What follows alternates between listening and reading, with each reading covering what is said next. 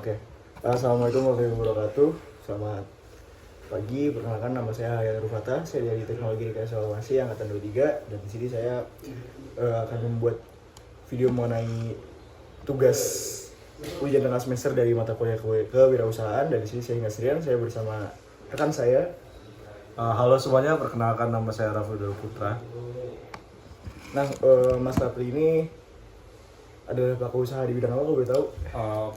Saya sendiri selaku penyedia jasa. Jasanya itu adalah antar jemput mahasiswa. Oke, mungkin langsung masuk ke pertanyaan aja, yaitu Ya. sebenarnya alasan dibalik melakukan usaha antar jemput ini apa sih, Mas?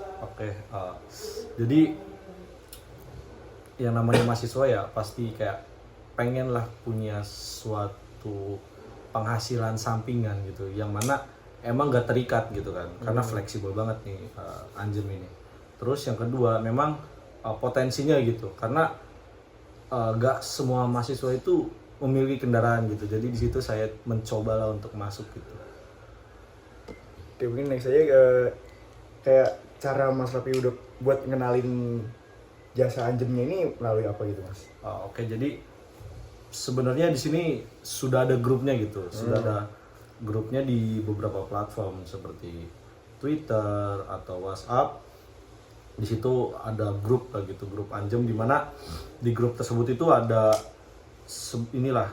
ada si penyedia jasa dan si pembutuh jasa itu gitu. Oke, mungkin next kita ke target utamanya nih, target yang benar-benar Mas Rapi pengen tuh kayak entah maba atau gimana gitu. Target saya sih tentu saja orang yang memerlukan jasa tersebut ya. Yang kedua, yang paling utama gitu, yang memang sangat menguntungkan gitu lah ya. Biasanya itu langganan Anjem di maba gitu. Jadi biasanya maba kan pada saat datang gitu, mereka tentu saja gak bawa kendaraan, terus butuh antar jemput juga, entah ke Muladi, entah ke kampus untuk melakukan ospek gitu. Dan di ospek pun maba itu masih tidak diperbolehkan gitu untuk membawa kendaraan. Oke. Mungkin next kayak apa ya? Kayak strateginya Mas Rapi ini buat mempertahankan kayak pelanggan-pelanggan yang udah pernah ikut Anjem Mas Rapi gitu. Strategi saya gitu ya untuk mempertahankan pelanggan saya. Betul. Gitu ya. Yang pertama itu adalah pelayanannya ya, dimana kita sebagai driver Anjem itu ya harus komunikatif, terus ya intinya jangan kayak ya ada aja tuh orang-orang yang memang memanfaatkan gitu kan, karena banyaknya itu si pembutuh jasa ini itu adalah wanita gitu. Jadi ya profesional aja gitu, dimana ya kita komunikatif, asik juga, terus memberikan harga yang memang harga mahasiswa lah gitu. Nah, udah nyebut harga nih, pas banget. Itu cara nentuin harganya tuh berdasarkan apa sih, Mas? Biasanya saya sendiri itu selagi masih dalam radius 1 km, argo minimal itu saya sebesar 5.000 gitu.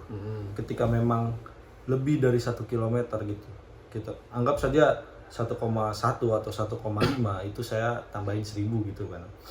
Terus kalau memang misalkan ke bawah atau keluar Undip itu bisa up to 25.000 lah.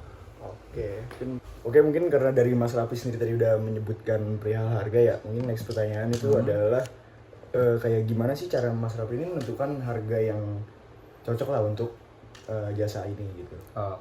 Jadi gimana sih cara saya untuk menentukan harga perjalanannya gitu ya, kayak Kayak berdasarkan apa sih gitu biasanya dalam radius 1 kilo itu saya mematok argo minimal itu sebesar Rp5.000 gitu. Dan misalkan nambah gitu lebih dari 1 kilometer gimana, selagi masih di Tembalang itu per 1 kilometer itu saya tambah 1.000 gitu. Ketika memang dia keluar Tembalang kan banyak ya yang harus dipertimbangkan ya, selain saya jauh balik lagi gitu ke kosan saya gitu. Jadi misalnya saya 2.000 gitu per kilometernya gitu, ketika memang dia udah keluar dari Tembalang gitu.